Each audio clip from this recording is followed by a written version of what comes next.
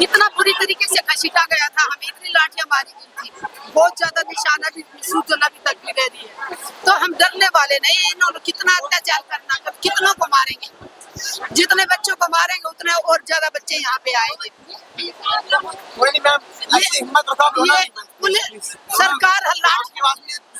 सरकार लाठियों से हमारे सिर तोड़ सकती है, हड्डियां तोड़ सकती है, हमारे हौसले नहीं तोड़ सकती। हौसले कल भी बुलंद है, आज भी बुलंद है, आने वाले में भी बुलंद रहेंगे। मैम क्या नाम है? मेरा नाम सुदेश गोयत है, हिसार हरियाणा से हूँ। आप रो रही हैं, क्या हुआ? मैं ये इसलिए मैं कह रही हूँ कि हमारे देश में वो किसके लिए सरकार बनाई थी हमने? पहले किसानों को मारा, किसानों को पीटा, सरपंचों को इन्होंने पीटा, आंगनबाड़ी वालियों को पीटा। आज देश के ऐसे हालात है, एक भी संगठन ऐसा नहीं बचा हो जिसके ऊपर लाठीचार्ज ना हुआ हो। देश के युवाओं की बात करते हैं प्रधानमंत्री जी, बेटी बचाओ बेटी पढ़ाओ की बात करते हैं, और पुलिसकर्मी बेटियों के साथ अभद्रता करते हैं, बेटियों के प्राइवेट पार्ट को टच करते हैं।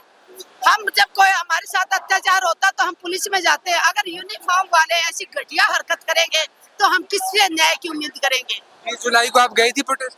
20 जुलाई को हम पार्लियामेंट स्ट्रीट पे थे और वहाँ से हम लोग बैठे हुए थे शांति से।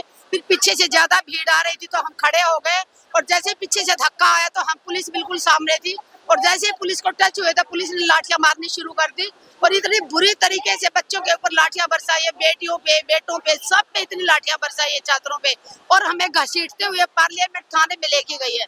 लेकिन हमने उस टाइम रोना नहीं आ रहा था, उस टाइम भी हमारे अंदर से आवाज आती, इनकलाब जिंदाबाद, इनकलाब जिंदाबाद। पार्लियामेंट थाने में घसीट के ले गया हमें 30-35 लोगों को, और शाम को 6-6:30 तक वहीं बिठा के रखा। और वहाँ पे हमने क्या देखा, एक सिविल ड्रेस में जिसने ब्लू कलर की टी शर्ट पहनी थी, ऑरेंज कलर का हेलमेट पहना था, हाथ में पुलिस का डंडा था, और वो बाहर से लड़कों को पकड़ पकड़ के ला रहा था। और थाने के राइट साइड में, जैसे अंदर जाते हो राइट साइड में खाली कमरे थे, वहाँ ले जाके छात्रों को इतना बुरी तरीके से पीटा गया, उसके वीडियो हमारे पास है।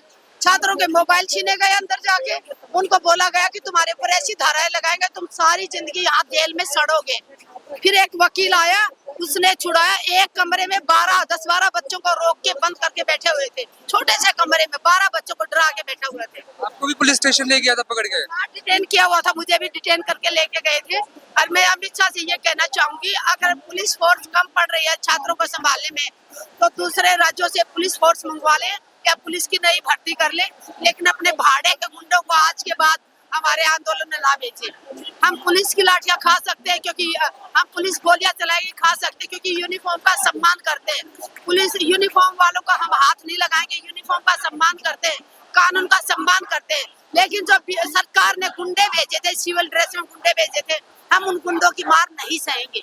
वीडियो में देखिए कि ये आंटी जब लाठी चार्ज हुआ था इस तरीके से गिरी हुई थी। एग्जैक्टली पूरी कमर छिल गई थी, और ऐसे घिसराते हुए लेके गए थे।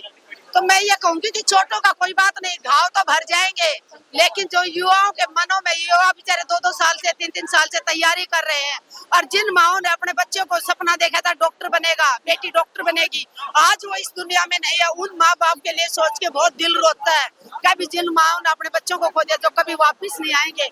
और सरकार में बैठे लोगों ने एक शब्द नहीं बोला उनसे परिवारों के लिए।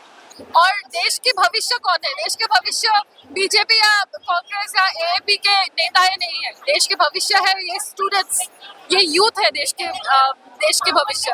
और अगर वो ही यहाँ पे रास्ते में उतर आए हैं, और अगर यहाँ पे रह के वो लोग भूख हड़ताल करने पे लगे हैं, तो भविष्य में कौन रहेगा?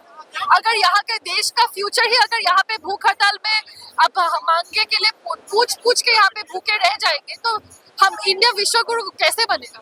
आप ही बताइए। हमारे देश के हिस्ट्री में अगर आप जाओगे, इतिहास में, जो सबसे बड़े रेवोल्यूशनरी थे वो लोग सब स्टूडेंट्स ही थे, और स्टूडेंट पॉलिटिक्स से ही आए हैं।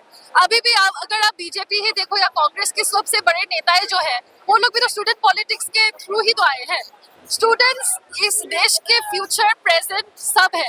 I would like to say that I am incredibly proud of the youth of this country, क्योंकि इतना well maintained protest मैंने अपने लाइफ में कभी नहीं देखा।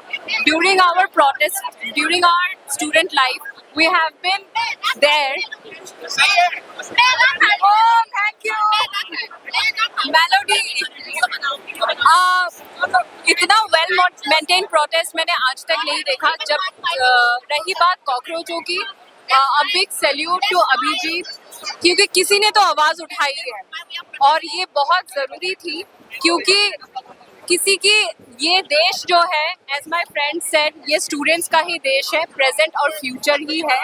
अगर हम ही आवाज नहीं उठाएंगे तो कौन उठाएगा? A government in a democracy, it's very important so that the ministers should listen to us. बस इतना ही कहना चाहूँगी. I hope our voices reach to the parliament tomorrow as well and now as well. इनकलाब जिंदाबाद. इनको आता ही नहीं है कि someone like Sonam Wangchuk who is a scientist, talent की इज्जत करना उनको नहीं आता. इनको कोई फर्क ही नहीं पड़ता कि जिस तरीके से उनको बदतमीजी से ले गए हैं. और अभी क्या बोल रहे हैं कि उनकी हालत खराब थी इसलिए उनको ले गए, पर हालत खराब थी, हॉस्पिटल ही लेके जाना था. वो एक तरीका होता है ना, ऐसे कोई लेके जाता है? तो आप तो मतलब एंटी नेशनलिस्ट हो, ये कहना चाह रहे हैं ना कि आवाज उठाएंगे, गवर्नमेंट गलत से गलत करता जाएगा और हम आंख बंद करके मुंह बंद करके सुनते रहे, हम कुछ बोलना नहीं चाहिए. और अगर हम बोलते हैं तो हम एंटी नेशनलिस्ट हैं, है ना? तो डेमोक्रेसी क्यों बोल रहे हो फिर इसको? हाँ, कौन नेशनल है? जो लोग चुप है, जो लोग कुछ बोलते नहीं है. गलत को गलत बोलना. अगर एंटी नेशनलिस्ट है तो हम प्राउडली एंटी नेशनलिस्ट है. बताओ अब आगे. और एक चीज बोलना चाहती हूँ, E20 के बारे में जब क्वेश्चंस रेज किया गया था तो फिर माननीय नितिन गडकरी जी ने ये बोला था कि जो ऐसे ऐसे बोलते हो तो डिफेमेशन की केस भी हो सकती है. फिर किसी को बोला था कि ये लोग जो बोलते हैं वो एंटी नेशनल है. अगर हम लोग साधारण नागरिक अगर कोई चीज सरकार को पूछते हैं और वो एंटी नेशनल ही कहलाते हैं तो फिर नेशनलिस्टिक क्या होता है? फिर मतलब पेट्रियोटिक क्या है फिर अगर वही एंटी नेशनल? सरकार ने ये बोला था, ऐलान किया था कि 2 करोड़ नौकरियां युवा को देंगे. कहाँ है नौकरी? कहाँ है नौकरी? कहाँ है वो नौकरियां जो वही नौकरी तो अब मांग रहे हैं, इसलिए तो एंटी नेशनल हो गया.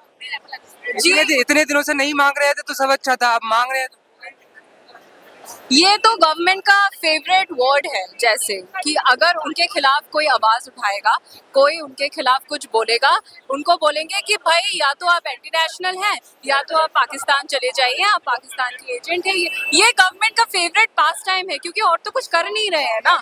क्या करेंगे? बस यही हास्य करेंगे, मजाक उड़ाएंगे.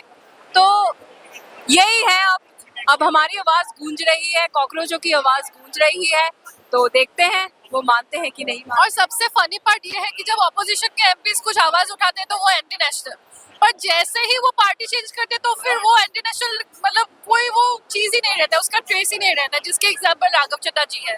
तो मतलब हम करें तो करें क्या हो गए हैं.